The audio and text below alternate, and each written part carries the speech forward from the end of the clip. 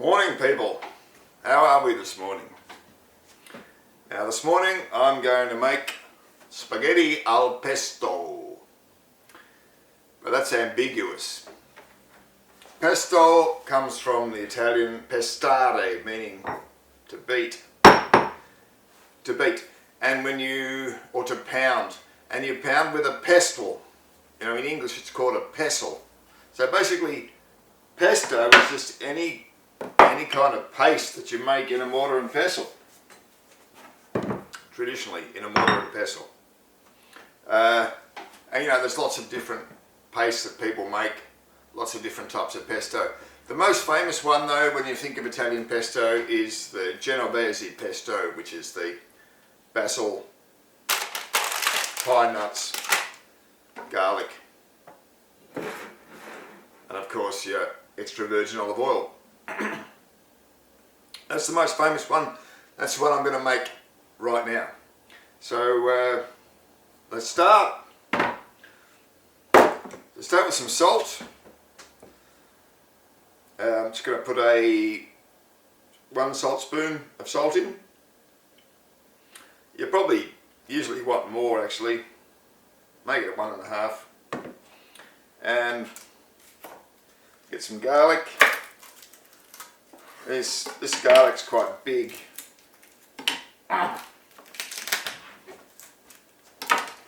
Quite big, this garlic. So probably, I mean, they're really huge cloves. Look at the size of that. Huge. Too big perhaps.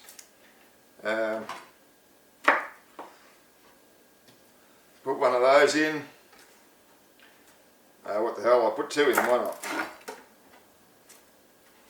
2 might be more than necessary, but it's going in. Right. And just pound up mix the salt and the garlic, pound them around, crush them. Maybe pestare means to crush. Anyway, you can look it up yourself. Now it all turns. It's already turning into mush. Right.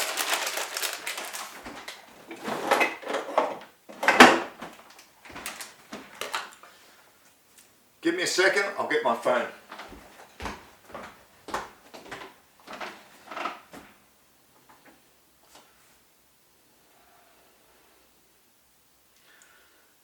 Alright.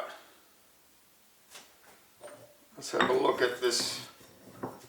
Have a look at how mushy it's just got from that little amount of time. Amazing. Right, now we add the nuts.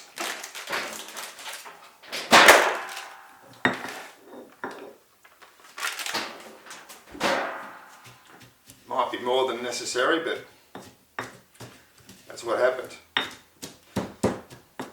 Probably should have used a few less. Anyway.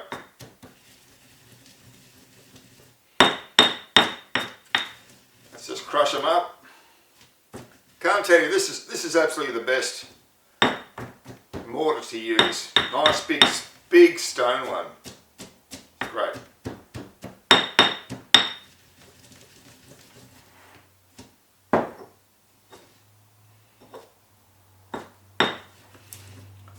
Really good. You know, you can get some real weight behind the pestle because it's so heavy, because it's made of stone. And the mortar's really, you know, rigid and solid, and it'll just take it. Now if you want to put a lot of force in, you can. Not that you need much.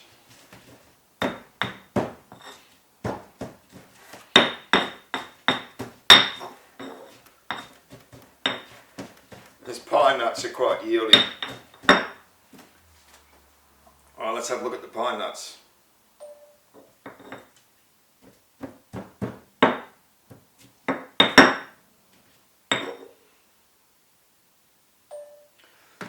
Quite yielding. Now we get some olive oil, quite a bit. I'll put in more. I'll be putting in more later.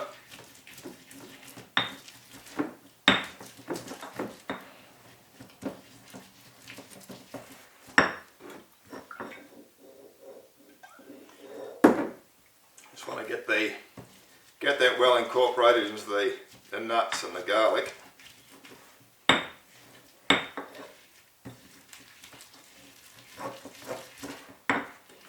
Before we add the basil.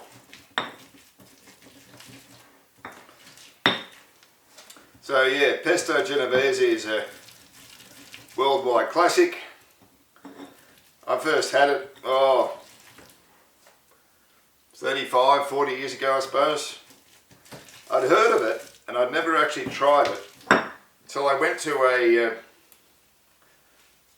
Italian restaurant in my university days, and it was on the menu and I thought, oh, I've heard of it, I'll give it a go. And man, I just fell in love with it then and there, you know. What an incredible thing. What an incredible thing. And since then I've been making it and chasing it, but I've never had it as good as that first time. The first time was just magic.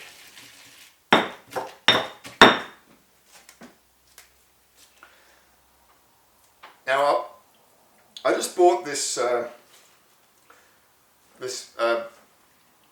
plant of basil from Aldi actually, and it had the roots on and everything. So I just put it in. I gave it a good rinse. You know, I gave the leaves a good rinse to make sure there's no dirt on them or insects or anything. Gave them a good rinse and just left them in the vase. Just left them in the vase, and it was great because then they dry out, but the plant stays healthy because it's like it's still alive. Well, it probably is still alive. Probably is still alive. Anyway, we want quite a lot of pesto, so I'm going to use all the leaves.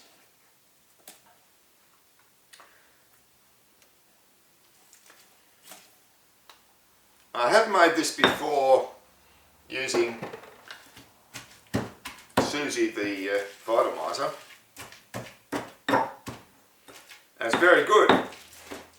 I usually make a batch, big batch, and I freeze it. I put them into serving size jars and plastic jars and freeze it, because it doesn't keep.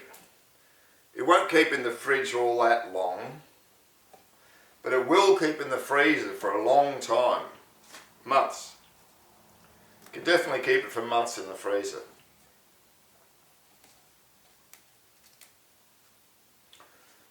And certainly it's a lot quicker if you're using a Vitamizer. It's very much quicker than if you're making a big batch like this. Very much quicker than using a mortar and pestle.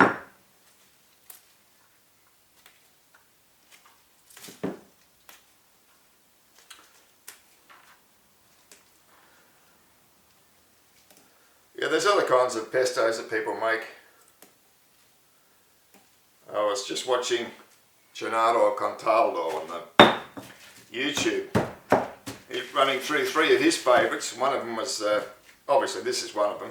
The other 2 were sun-dried tomatoes and chilli, and he did one with walnuts and bread and milk, which I haven't tried, but sounds interesting. But you know, people make them out of just herbs, any kind of green herbs from the garden. You can stick them in a mortar and pound away on them. And you know, some will be better than others. That's the skill in doing it. What works and what doesn't. You need to know what works and what doesn't. Experimentation is the secret. And imagination. You have to have imagination to be a cook. You've got to imagine something and then you experiment with it until you perfected it.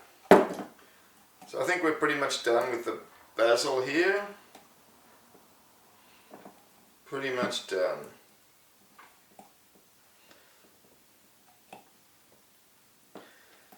Basil. As we say in Australia, basil, and in England they say basil, and in the USA they say basil. Basil. Bugger that. I'm not saying basil. And of course in Italy it's basilico. Yeah. You know, which is a lovely word, basilico. Because it's a beautiful herb, it's just fantastic. The smell of it's just pure magic. Such a strong smell. And a beautiful fresh smell, you know, it's a lovely smell.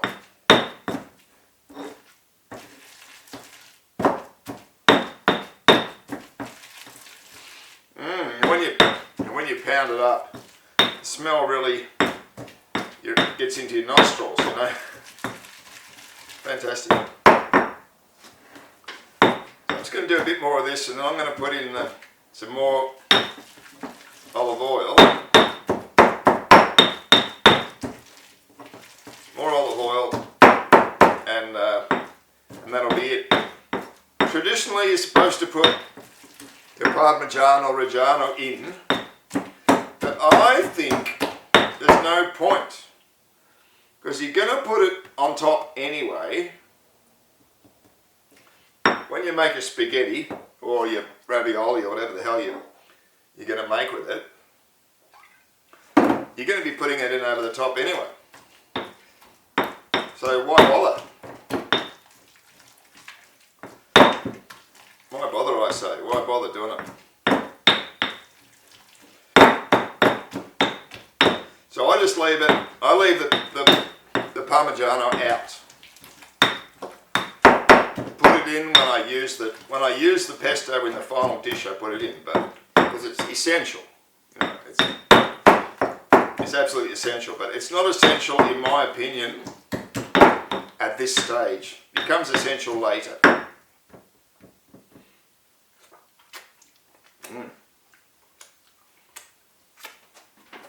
Wow.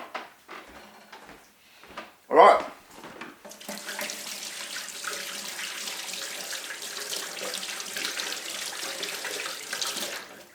So what I'm going to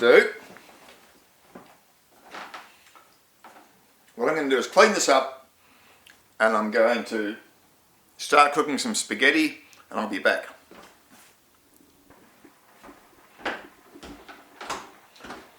Right, spaghetti's just about done.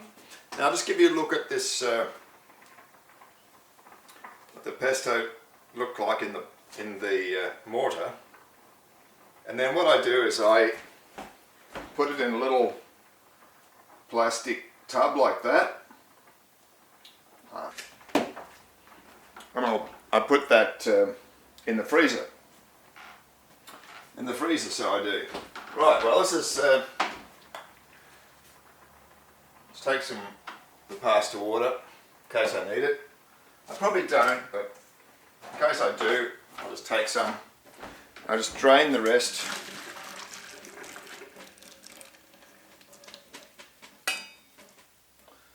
Drain the rest. Hang on, let's make some room here. Leave that for the moment. Now, the pesto itself is not enough oil, so you need to add more. You want a fair bit, and then take a good spoon of your pesto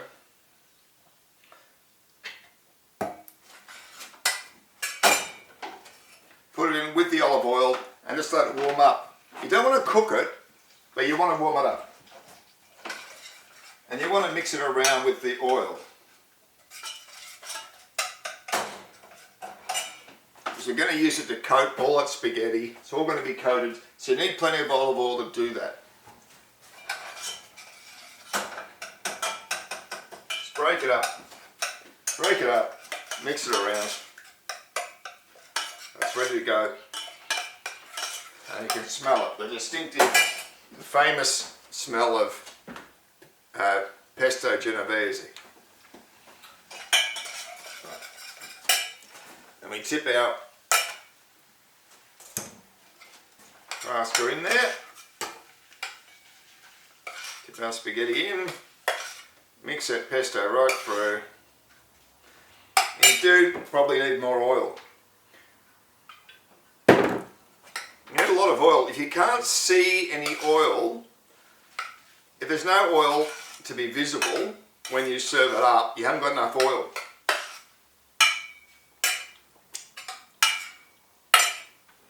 You don't necessarily want it to be swimming in oil, but I mean, you can have it swimming in oil, it's fine. And the first time I had it, you know, with the memorable first experience, there was quite a bit of oil coming out of it on the plate. Alright, there it is.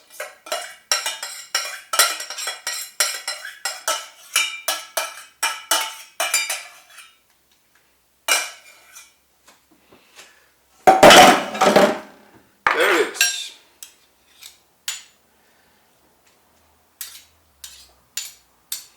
Now you must use a lot.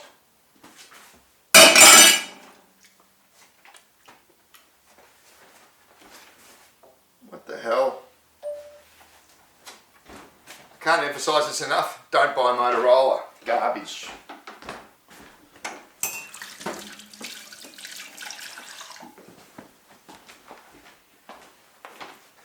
I mean, I'll never buy them again. I've had it with them.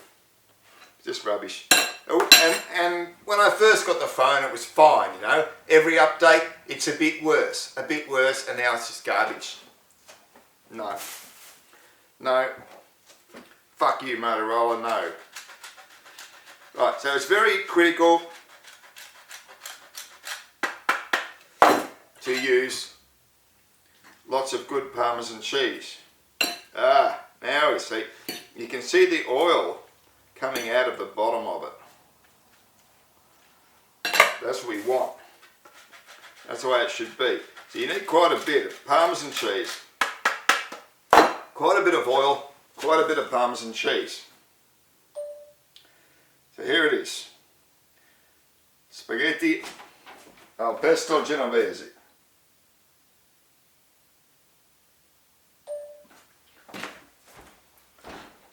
It's really a very simple dish and a very quick dish, really. Especially if you've got your pesto already made, if it's already made up, you know, sitting in your fridge or in your freezer. It's really easy just to make the dish. You just cook your spaghetti, the oil in the pan, add the pesto, mix it around, add the spaghetti.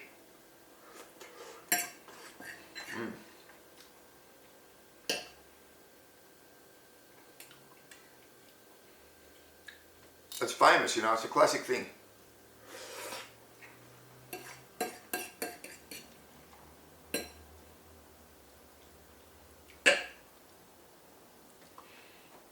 I think for the amount of nuts I used, I should have had more basil. You need quite a lot of basil.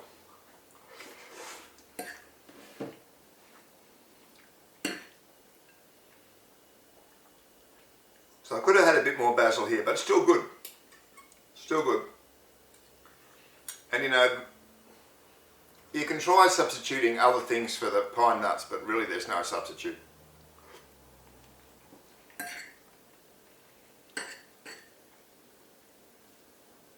It's got to be pine nuts. Don't try peanuts.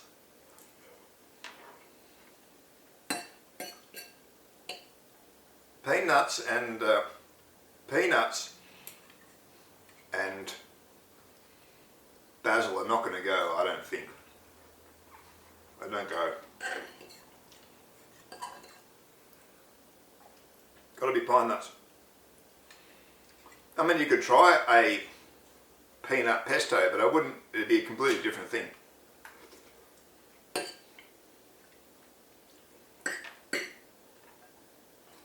I might try and invent a satay pesto, that'd be interesting.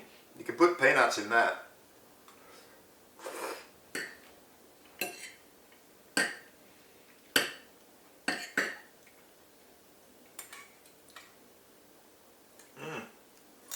The oil, lots of oil, lots of Parmesan cheese.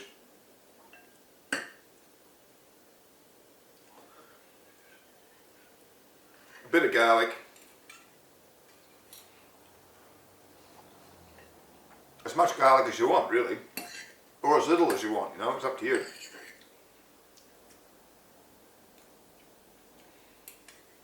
And the kind of the neutral body of the spaghetti.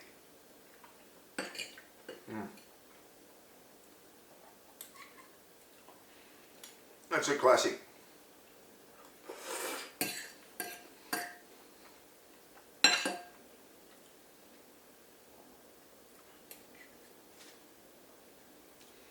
And I've got my own variation on this. It's an augmentation on this.